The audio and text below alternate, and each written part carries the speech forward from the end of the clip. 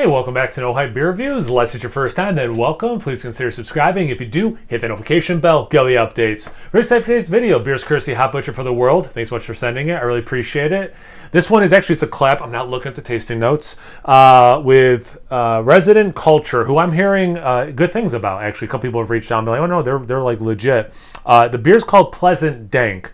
So I've been in the habit of not looking at their tasting notes, but especially this one because Pleasant Dank is a tasting note they use a lot, so I'm thinking this is probably one of the tasting notes, or they're just trying to mess with us. It is Strata, Eldorado, and Simcoe hopped double IPA, 8% ABV, and yeah, I'm super stoked. This is a brewery that got me liking Strata. Like, I never really thought about it. I didn't dislike it, but I certainly didn't get, like, I wasn't like looking forward to it. I've had some really good beers from them with it. Eldorado, you know, I've heard that you can get like melon, like watermelon stuff from it, and then Simcoe can do a lot of things as far as I'm concerned. So yeah, super stoked, super excited. Not excited that I just clipped my fingernails, and that was harder than I thought it was going to be. Proper glassware, so it's going to taste better. Love the can art.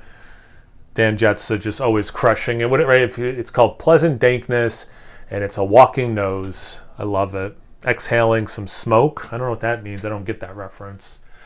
Yeah, it's got that, you know, slightly burnt orange, dark orange color, a little bit of yellow mixed in. Poured it decently aggressive. It's actually just about exactly one middle finger. I don't know why I use that finger. Of head, it is white with a tinge of yellow mixed in. Relatively compact bubbles, not the most compact I've seen, and they are certainly breaking up on the top and starting to look a little soapy. Short version, close your eyes and envision a New England style double IPA. Now open your eyes. It's the same image. Let's get into the aroma.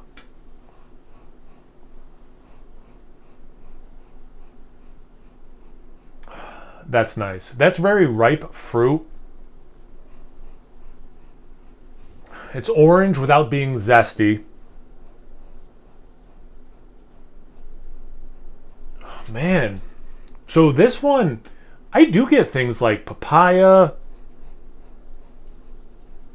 You could even tell me pineapple and I would believe you, which is pretty incredible because it doesn't have Vic Secret or Galaxy in it.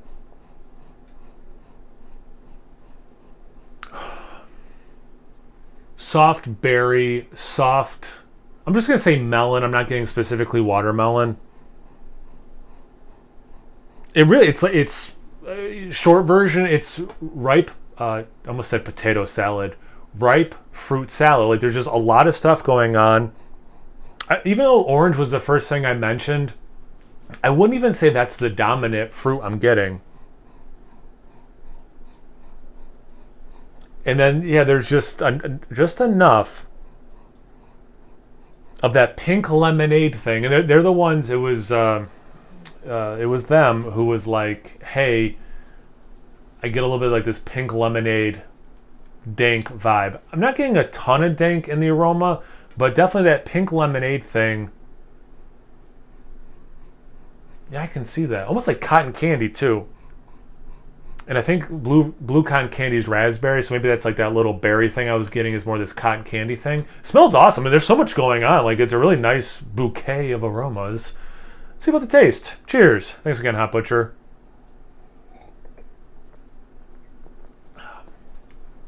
So there is some dankness to this beer.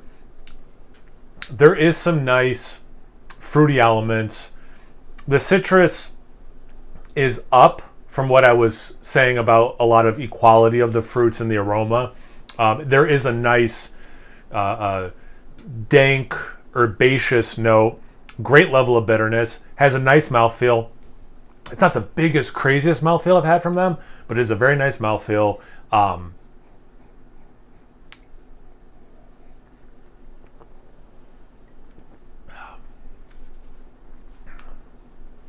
Here's a thing I don't get a lot in IPAs. I talk about this a decent amount.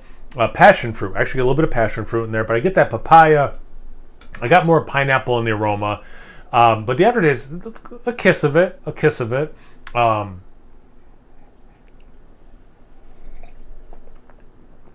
you definitely get that lemonade, pink lemonade specifically, tied to some quote-unquote quote unquote dankness. Wink, wink. And yeah, it's like, it's not overly cotton candy, but I swear I do get this little bit of a berry undertone, which I don't get in a lot of beer, especially without Mosaic. I mean, I used to get blueberry a lot in Mosaic, and very rarely anymore. I mean, I don't use berry as a descriptor often at all, but yeah, especially when there's not Mosaic present. And yeah, nice level of bitterness. You really know you're drinking a beer, but I think a decent number of people who just like straight juice would probably be okay with this beer, or like this might be a good gateway. Like, all right, you like this, maybe try something that's even less fruity and more old school IPA. Anyway, let's see what the aromas say. Let's see what their tasting notes say. Pleasant dank, of course. Light resin, bright tropical. So, yeah, I mean, given the name, I'm not surprised that it does say pleasant dank as well. The light resin, I wouldn't. I'm sticking in the dank camp on that one, but I get it. I could see like a light pine, that, like I was saying, like that kind of like that transition. What's old school, what's new school in a beer like this. So fair enough. I didn't say it, but fair enough. I can see that. The bright tropical, I mean, I definitely think I hit on how many different fruits I was getting, especially in the aroma. I mean, not all of them came through in the taste huge, but I did mention definitely some tropical fruits. So I'd say we're pretty, pretty much in agreement on that stuff. And they don't put things like how bitter or juicy it is, but I'd be curious to see where they think this in terms of their beers like this, if this is about average for them for bitterness, a little bit higher, a little bit lower. I'm gonna say it's a hair higher than the average, which is not a negative because I love bitter beers also. But anyway, I think this is really good. Thank you guys for sending it. I really appreciate it. Thank you guys for watching. I really appreciate that. Have you had this beer before? Have you had anything danky lately? Have you had any of those hops recently? Anything, everything, comment section below. Let's get a conversation going. Once you're done doing that, make sure you check me out on Instagram and Untappd. It's No Hype Beer Reviews at both those places. So please like, comment, subscribe, and most importantly, imbibe. Cheers, everyone.